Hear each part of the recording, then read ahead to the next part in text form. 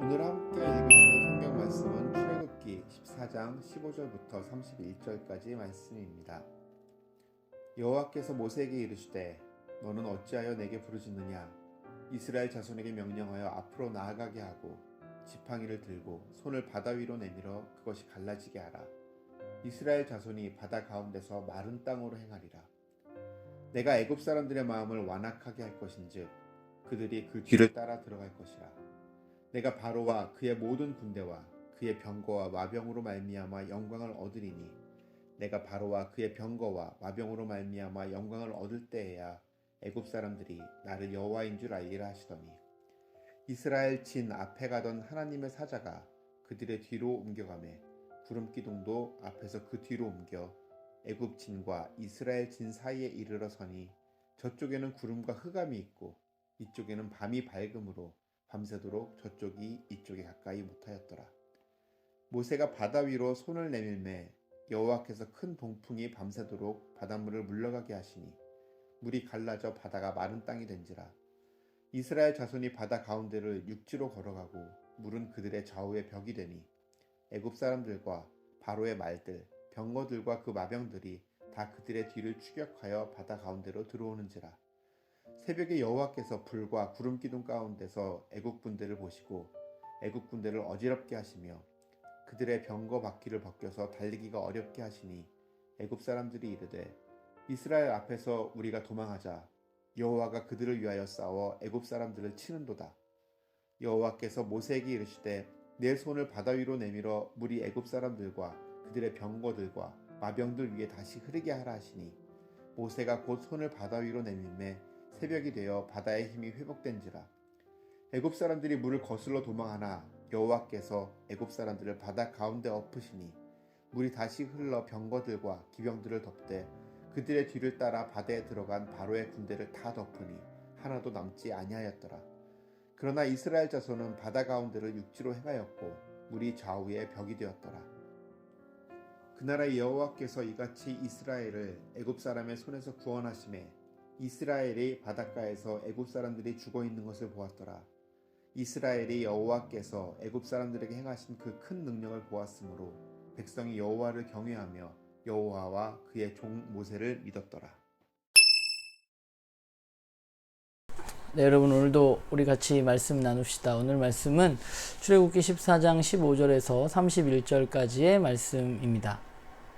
네, 오늘도 분단 나눠보면요. 오늘 세 분단으로 저는 나누어 봤는데 15절에서 18절까지는 말씀하시는 하나님, 그리고 19절에서 29절까지는 말씀을 이루시는 하나님, 그리고 30절에서 31절은 하나님을 믿는 이스라엘, 이렇게 나누어 보았습니다. 내용을 보면 우리 너무 잘 아는 내용이잖아요. 하나님은 모세에게 바다에 길을 내고 건너가게 할 것이라고 말씀하십니다. 그리고 거기서 이집트의 군대는 전멸할 것이라고 이야기하십니다. 그리고 하나님은 말씀대로 바다를 가르시고 이스라엘 사람들은 그 바다를 건너고 이집트 군대는 그 바다가 다시 흘러서 그 바다에서 수장되어집니다. 그리고 이스라엘 사람들은 이 놀라운 일을 바라보면서 하나님과 하나님의 종 모세를 믿게 되었다라고 오늘 말씀이 마무리되죠. 말씀을 보면서 하나님은 하나님의 하나님됨을 인정하지 않는 사람들에게 하나님이 하나님됨을 드러내고자 하심을 다시 한번 우리는 볼 수 있습니다. 하나님의 목적은 그것입니다. 하나님의 하나님됨을 드러내는 것. 하나님은 사람들로 하여금 자신이 진정한 하나님이심을 알게 하시는 분이십니다. 그걸 원하시는 분이죠. 그래서 그 일에 오늘 본문에 보면 자연까지 순종하게 되는 모습을 볼 수 있습니다. 그렇게 되는 이유는 그 일이 중요한 것이 아니라 그 일을 통해서 목적이 분명하다는 것이죠. 그 목적은 하나님이 하나님됨을 드러내는 것, 하나님이 여호와 하나님이신 것을 알게 하는 것입니다. 근데 저는 오늘 본문을 보면서 모세라는 인물의 역할을 간과할 수는 없다는 생각을 조금 했어요. 모세에 대해서 묵상을 좀 해보았습니다. 모세는 누구인가? 이 본문 가운데 유일하게 하나님의 말씀을 바라보고 하나님의 하나님됨을 인정하는 사람입니다. 하나님은 그에게 계속해서 말씀하십니다. 오늘도 말씀하시죠. 하나님은 모세에게 이야기합니다. 모세가 할 일은 무엇인가요? 손을 바다 위로 내미는 것입니다. 그게 전부예요. 모세가 할 일은. 그리고 모세는 오늘 본문에 보면 이 말씀에 순종합니다. 그는 바다 위로 팔을 내밀었습니다. 하나님은 이 명령을 똑같이 2번 하시는데 이 2번 모두 바다 위로 팔을 내밀라고 하시고 모세는 2번 다 바다 위로 팔을 내밉니다.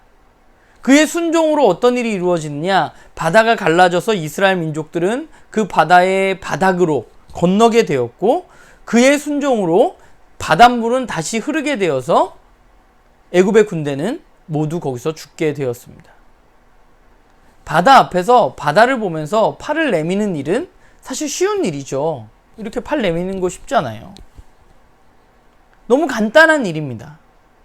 그러나 그 일은 생각보다 어려운 것이죠. 지금 상황에서. 왜냐하면 그 손을 내미는 일이 오히려 너무 쉽기 때문입니다. 그리고 그 바다에 손을 내미는 것은 지금 이 상황 가운데에서 굉장히 큰 마음의 의심을 불러일으킬 수 있을 만한 그런 명령이었습니다. 하나님 말씀하시죠. 네가 손을 내밀면 바다가 갈라져서 사람들이 그것을 지나가게 될 거다. 네가 손을 내밀면 바다가 흘러서 애굽의 군대가 거기서 다 죽게 될 거다. 라고 하나님 말씀하십니다. 모세는 생각할 수 있죠. 만약에 바다를 향해서 내가 손을 내밀었다가 바다가 갈라지지 않으면 어쩔 것인가? 내가 바다를 향해서 손을 내밀었다가 바다가 다시 흐르지 않아서 이집트의 군대가 우리를 공격해 오면 어떻게 할 것인가? 의심의 마음이 들 수밖에 없는 상황이고 그렇기 때문에 바다 위로 손을 내미는 것은 쉬우면서도 어려운 일이죠.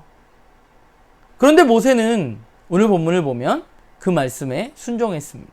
오늘 본문에서 모세가 한 일은 바다를 향해서 손을 내미는 것이 다입니다. 하나님의 말씀을 듣고 그 말씀에 따라서 바다를 향해 손을 내미는 사람, 그 한 사람을 통해서 하나님의 구원의 역사가 이루어지는 것이죠. 오늘 저와 여러분은 하나님의 이름이 그야말로 바닥에 떨어진, 명예가 바닥에 떨어진 시대에 살고 있습니다. 출애굽 당시에는 그저 노예의 민족의 신이었던 그 하나님이었지만, 그래서 다른 이집트의 많은 신들 중 하나로 취급받았었지만, 오늘 우리는 어쩌면 그것보다 더 못한 대접을 받고 있는 하나님을 이 세상 가운데 바라봅니다. 그런데 오늘 이 세상에도 하나님의 목적은 똑같습니다. 하나님은 하나님이 하나님이심을 드러내고자 하십니다. 하나님은 그 일을 오늘도 이루기를 원하십니다. 그럼 이 시대에 그것이 어떻게 가능한가? 불가능한 거 아닌가? 제가 가끔 얘기하지만 이런 시대에 교회를 하는 게 적절한가? 과연 사람들이 올까? 이게 과연 될까? 라는 생각을 하죠. 그런데 그 일을 하나님은 가능하다고 하십니다. 어떻게? 하나님의 말씀을 듣고 하나님의 말씀에 따라서 그 말씀에 순종하는 사람을 통해서 가능한 것이죠. 오늘 본문의 모세처럼. 바다를 향해서 손을 내밀라는 그 당황스러운 하나님의 말씀에 그 말씀 있는 그대로 순종하는 사람을 통해서 하나님은 이루십니다. 말씀을 듣고 말씀을 왜곡하지 않는 것, 있는 그대로 그분의 말씀을 받아들이고 순종하는 것, 그것을 통해서 하나님은 하나님의 하나님됨을 드러내십니다.